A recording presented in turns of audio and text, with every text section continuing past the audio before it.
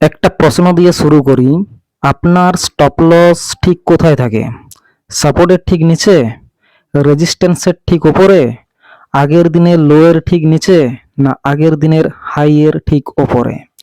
যদি আপনার উত্তর এর মধ্যে যে কোনো একটা হয়, তাহলে আমি আপনাকে একটা কঠিন সত্যি বলি। আপনার স্টপ লস ঠিক সেই জায়গাতে আছে যেখানে হাজার হাজার অন্য ট্রেডারেরও স্টপ লস রয়েছে। আর যেখানে হাজার হাজার মানুষের স্টপ লস একসাথে জমা হয়ে থাকে, সেই জায়গাটার একটা নাম আছে, মার্কেটের ভাষায় যাকে লিকুইডিটি পুল বলে। আর বিগ প্লেয়াররা ঠিক সেই লিকুইডিটি পুলগুলোকেই টার্গেট করে। তাহলে প্রশ্নটা দাঁড়ায়, আপনি কি আসলেই মার্কেটে ট্রেড করছেন, নাকি প্রতিদিন নিজের টাকাটা একটা থালায় সাজিয়ে বিগ প্লেয়ারদের হাতে তুলে দিচ্ছেন? আজকের ভিডিওতে আমি আপনাকে দেখাবো কেন আপনার স্টপ লস বারবার হিট হয়ে যায়, ঠিক তারপরে মার্কেট আপনার আসল দিকে চলে যায়, আর কিভাবে আপনি নিজের স্টপ লসকে এমন জায়গায় বসাবেন যেখানে বিগ প্লেয়াররা সহজে পৌঁছাতে পারবে না।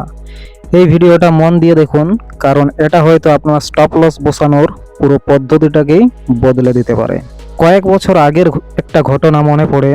আমি একটা কয়েনে বাই পজিশন নিয়েছিলাম।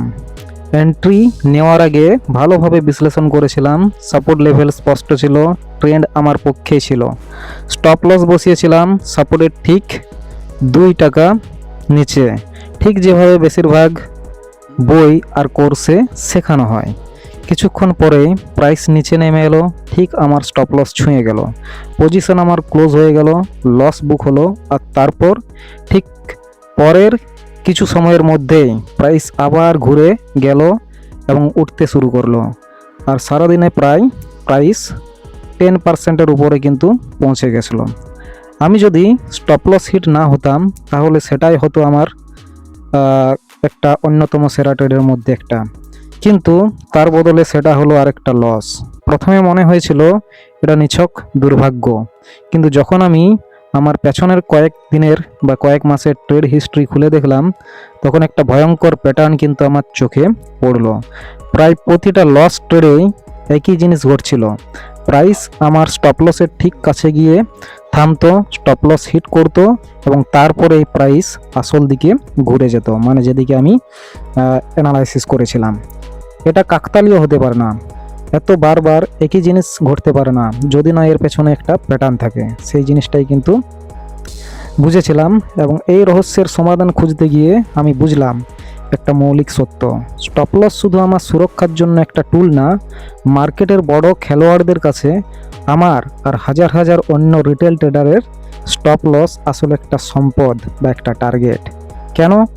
কারণ যখন একটা স্টপ লস হিট হয়, তখন সেটা আসলে একটা বাধ্যতামূলক অর্ডার তৈরি করে। যদি আমি বাই পজিশনে থাকি আর আমার স্টপ লস হিট হয়, তার মানে আমার পজিশন বাধ্যতামূলকভাবে সেল হয়ে যায়।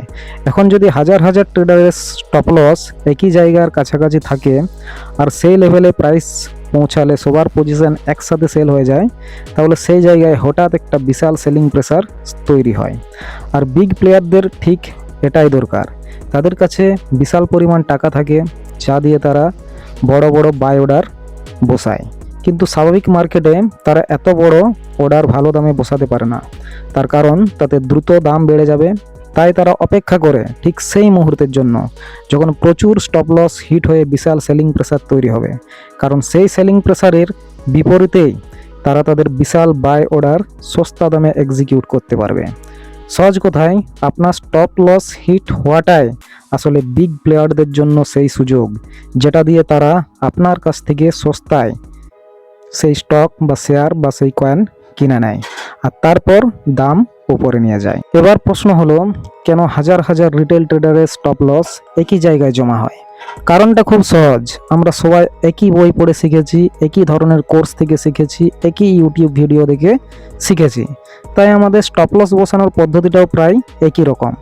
আমরা স্টপ লস বসাই আগের দিনের লোয়ের ঠিক নিচে, আমরা স্টপ লস বসাই সাপোর্ট লেভেলের ঠিক নিচে, আমরা স্টপ লস বসাই একটা রাউন্ড ফিগারে, যেমন 100 টাকা বা 50 টাকা, এরকমভাবে আমরা স্টপ লস বসাই মুভিং অ্যাভারেজের ঠিক নিচে। আর এই সবগুলো জায়গায় এত বেশি জনপ্রিয় যে সেখানে হাজার হাজার ট্রেডারের স্টপ লস একসাথে জমা হয়ে যায়। আর যে জায়গা যত বেশি স্পষ্ট আর পপুলার মনে হয় সেই জায়গায় লিকুইডিটি জমা হওয়ার সম্ভাবনা তত বেশি থাকে, মানে সেই জায়গা তত বেশি টার্গেট হওয়ার ঝুঁকিতে থাকে। এটাই সবচেয়ে বড় সত্যি। আমরা যে জিনিসটাকে সবচেয়ে যুক্তিসঙ্গত জায়গা ভেবে স্টপ লস বসাই সেই জায়গাটাই আসলে সবচেয়ে বিপজ্জনক জায়গা হয়ে দাঁড়ায়। একটা বাস্তব উদাহরণ দিই, ধরুন একটা স্টক বা একটা কয়েন কয়েক সপ্তাহ ধরে ট্রেড করছে 95 থেকে 105 টাকার মধ্যে। প্রতিদিন এই রেঞ্জে ঘোরাফেরা করছে। যারা সাপোর্টের কাছাকাছি মানে 95 থেকে 96 টাকার আশেপাশে বাই করেছে তাদের স্টপ লস স্বাভাবিকভাবেই 94 টাকা বা 95 টাকার আশেপাশে থাকবে। এখন যেহেতু এই রেঞ্জে অনেক দিন ধরে ট্রেড হচ্ছে, প্রচুর মানুষ এই লেভেলের কাছেই বাই করেছে, আর প্রায় সবারই স্টপ লস একই জায়গাতে রয়েছে। একদিন হঠাৎ প্রাইস 94 টাকার নিচে নেমে যায়, সবার স্টপ লস একসাথে হিট হয়। সেখানে একটা বিশাল সেলিং প্রেসার তৈরি হয়, প্রাইস হয়তো 92 টাকা থেকে 93 টাকা পর্যন্ত নিচে নেমে যায় খুব দ্রুত। রিটেল ট্রেডাররা আতঙ্কিত হয়ে ভাবে যে এটা তো বড় ব্রেকডাউন হয়ে গেল, মার্কেট তাহলে আরও নিচে যাবে। কিন্তু ঠিক তখনই বিগ প্লেয়াররা যারা এই সেলিং প্রেসারের অপেক্ষায় ছিল তারা বিশাল পরিমাণে বাই করা শুরু করে সেই সস্তা দামে। আর পরের কয়েকদিনের মধ্যেই প্রাইস আবার ফিরে আসে আমাদের সেই জোনে এবং 105 টাকার থেকেও উপরে চলে যায়। তখন যারা 94 টাকায় স্টপ লস হিট হয়ে বেরিয়ে গিয়েছিল তারা শুধু লসেই বুক করেনি, বরং তারপরের বড় যে র্যালিটা সেটাও কিন্তু তারা মিস করেছে। এটাই স্টপ লস হান্টিংয়ের আসল ভয়াবহতা। এটা শুধু একটা লস দেয় না, এটা আপনাকে সঠিক দিক থেকে বের করেও দেয়। এই জায়গায় দাঁড়িয়ে অনেকের মনে একটা প্রশ্ন তাহলে আসতেই পারে, তাহলে কি স্টপ লস বসানো বন্ধ করে দেব? একদমই না। স্টপ লস ছাড়া ট্রেডিং করাটা আরও বিপজ্জনক, কারণ তাহলে একটা খারাপ ট্রেড আপনার পুরো অ্যাকাউন্ট শেষ করে দিতে পারে। সমস্যাটা স্টপ লস বসানোই নয়, সমস্যাটা কোথায় বসাচ্ছেন সেখানে। আসল কথা হলো স্টপ লস এমন জায়গায় বসাতে হবে যেখানে ভিড় বসায় না, এমন জায়গায় বসাতে হবে যেখানে প্রাইস পৌঁছালে সত্যি বোঝা যায় যে আপনার আসল বিশ্লেষণ ভুল হয়ে গেছে, শুধু একটা সাময়িক স্পাইক বা লিকুইডিটি গ্র্যাব নয়। চলুন তাহলে এবার কিছু স্টপ লসের ব্যবহারিক উপায় নিয়ে কথা বলি, যেগুলো আপনার স্টপ লসকে বিগ প্লেয়ারদের সহজ শিকার হওয়া থেকে বাঁচাতে সাহায্য করবে। প্রথম উপায়, বাফার রাখুন। শুধু সাপোর্ট লেভেলের ঠিক নিচে স্টপ লস না বসিয়ে একটু বাড়তি জায়গা রাখুন। যদি সাপোর্ট 95 টাকায় হয় ধরুন, তাহলে স্টপ লস 94 টাকার বদলে 92 বা 91 টাকাতে বসান, যাতে সাধারণ লিকুইডিটি গ্র্যাবেও আপনার পজিশন বেঁচে থাকে। দ্বিতীয় উপায়, স্ট্রাকচারাল পয়েন্টে স্টপ লস বসান, অর্থাৎ অবভিয়াস পয়েন্টে নয়। আগের দিনের লো বা একটা সরাসরি সাপোর্ট লাইনের বদলে এমন একটা জায়গা খুঁজুন যেখানে যদি প্রাইস পৌঁছায় তাহলে সত্যি বাজারের গঠন বদলে গেছে বলে বোঝা যায়। যেমন সাম্প্রতিক একটা সুইং লো, যেটা কয়েকটা ক্যান্ডেল দিয়ে স্পষ্টভাবে তৈরি হয়েছে, শুধু একটা সরলরেখা না। তৃতীয় উপায়, পজিশন সাইজ ছোট রেখে স্টপ লস দূরে রাখুন। অনেকেই বড় পজিশন নিয়ে স্টপ লস কাছাকাছি রাখেন যাতে রিস্ক কম মনে হয়, কিন্তু এতে স্টপ লস হিট হওয়ার সম্ভাবনাটা বেড়ে যায়। বরং পজিশন সাইজ ছোট রেখে স্টপ লস একটু দূরে রাখলে বাজারের স্বাভাবিক ওঠানামা সহ্য করার জায়গা বেশি পাওয়া যায়, অথচ মোট রিস্কটাও একই থাকে। চতুর্থ উপায়, শুধু দামের উপর ভিত্তি করে স্টপ লস না রেখে কখনো কখনো সময়ের ভিত্তিতেও সিদ্ধান্ত নিন। যেমন যদি একটা নির্দিষ্ট সময়ের মধ্যে ট্রেড প্রত্যাশিত দিকে না যায় তাহলে সেটা থেকে বেরিয়ে আসুন। প্রাইস স্টপ লস ছোঁয়ার অপেক্ষা না করেই কিন্তু বেরিয়ে আসুন। পঞ্চম উপায়, যদি দেখেন প্রাইস একটা লেভেলের নিচে দ্রুত নেমে গিয়ে আবার দ্রুত ফিরে এসেছে লম্বা সময় সেখানে না থেকে, তাহলে এটা প্রায় একটা লিকুইডিটি গ্র্যাবের লক্ষণ। এই ধরনের প্যাটার্ন চেনা শিখলে আপনি বুঝতে পারবেন কখন প্রাইস সত্যিকারের ব্রেকডাউন করছে আর কখন শুধু স্টপ লস স্বীকার করছে। এই বোঝাপড়ার পর আমি আমার স্টপ লস বসানোর পুরো পদ্ধতি বদলে ফেলেছিলাম। আগে আমি সবসময় টাইট স্টপ লস রাখতাম যাতে লস কম হয়, কিন্তু এই টাইট স্টপ লসই বারবার আমাকে ভালো ট্রেড থেকে বের করে দিত। নতুন পদ্ধতিতে আমি পজিশন সাইজ ছোট করে স্টপ লস একটু বেশি জায়গা দিয়ে শুরু করলাম। আর স্টপ লস বসাতে শুরু করলাম এমন জায়গায় যেখানে বেশিরভাগ মানুষ বসায় না। প্রথম কয়েক সপ্তাহ অস্বস্তি লাগতো, কারণ মনে হতো প্রতিটা ট্রেডে বেশি রিস্ক নিয়ে নিচ্ছি। কিন্তু কয়েক মাস পর আমার ট্রেডিংয়ে একটা স্পষ্ট পরিবর্তন দেখা গেল। যে ট্রেডগুলো আগে স্টপ লস হিট হয়ে লস হয়ে যেত, তার একটা বড় অংশ এখন আসল টার্গেটে পৌঁছাচ্ছিল, কারণ সাধারণ লিকুইডিটি গ্র্যাবের মধ্যে বের হয়ে যাচ্ছিলাম না। আমার স্টপ লস হিট হওয়ার সংখ্যা প্রায় অর্ধেকে নেমে এসেছিল, অথচ যখনই স্টপ লস হিট হতো সেটা সত্যিই বোঝাতো যে আমার বিশ্লেষণ ভুল ছিল, শুধু একটা সাময়িক শিকার নয়। একটা জিনিস মনে রাখা খুব জরুরি, যখন আপনি স্টপ লস বসান তখন নিজেকে একবার বিগ প্লেয়ারদের জায়গায় বসিয়ে ভাবুন। প্রশ্ন করুন, যদি আমি হতাম একজন বড় খেলোয়াড় যার কোটি কোটি টাকা বাই করতে হবে, তাহলে আমি কোথায় অপেক্ষা করতাম? কোথায় সবচেয়ে বেশি স্টপ লস জমা আছে বলে মনে হচ্ছে?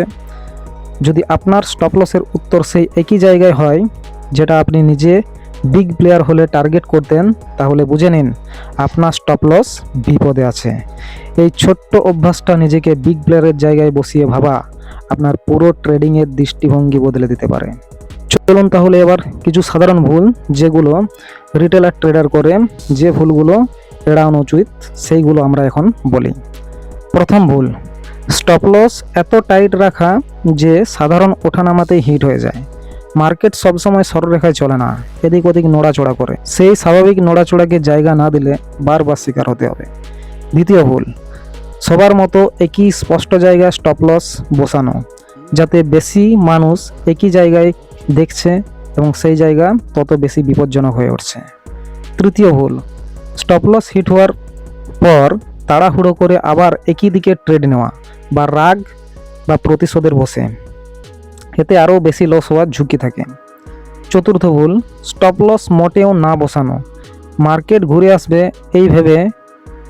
এটা সবচেয়ে বিপজ্জনক ভুল, কারণ একটা বড় বিপরীত মুভ পুরো অ্যাকাউন্ট শেষ করে দিতে পারে। আপনার স্টপ লস শুধু আপনার সুরক্ষার জন্য একটা সংখ্যা না, এটা মার্কেটে আপনার একটা স্বাক্ষর, যেটা বিগ প্লেয়াররা পড়তে জানে, কারণ হাজার হাজার মানুষ একই জায়গায় একই স্বাক্ষর রেখে যায়।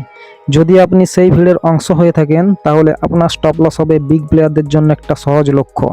কিন্তু যদি আপনি বুঝতে শেখেন ভিড় কোথায় জমা হয় আর সেখান থেকে নিজেকে একটু দূরে রাখতে শেখেন, তাহলে আপনি ধীরে ধীরে সেই খেলোয়াড়দের একজন হয়ে উঠবেন যারা শিকার হয় না বরং বোঝে।